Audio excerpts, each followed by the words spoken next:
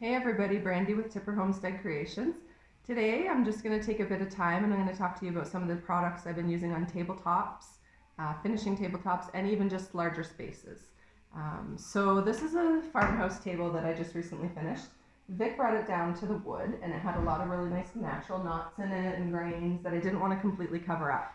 So I went with a stain. Varathane has a really large line that you can get. It goes from like light coverage to ultimate coverage. I got an ultimate coverage just because I liked the color and it came in the bigger size that I wanted. So what I did is I applied it with a nice soft brush and I wiped it with the lint-free rag right away and brought it back. Just wipe it right off. And then I noticed I let it dry and I noticed it was still a bit light, so I ended up doing 2 coats. I could have maybe left it on longer and achieved that in one step, but I didn't know, so I just did it in 2, which is probably safer.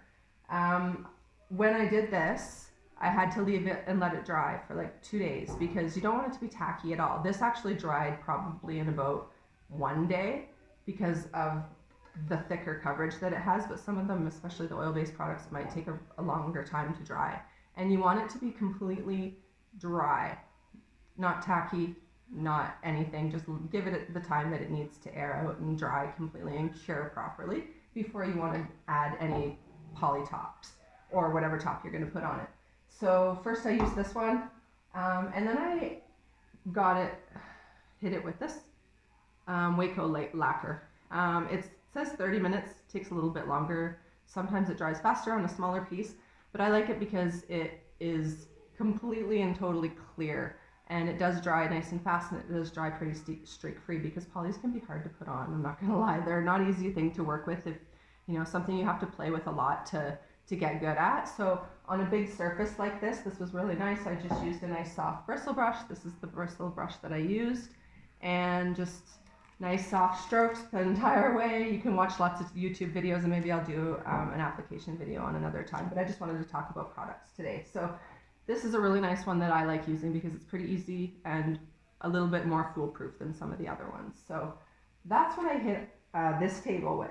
In other cases, when we use some of our palette wood or wood pieces that I want to bring out the natural amber colors or the natural wood tones, I would use this Varathane stain, and this is a heavy oil-based stain.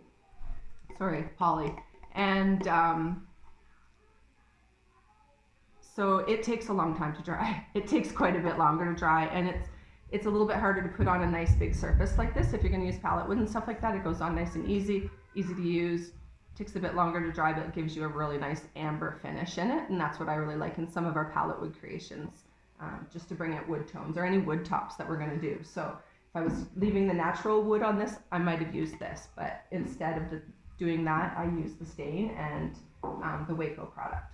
So another option is wax. So this is Fusion's Hills of Tuscany. It smells really, really nice. I love Fusion products. Super easy to put on. This was my wax brush. I left it out.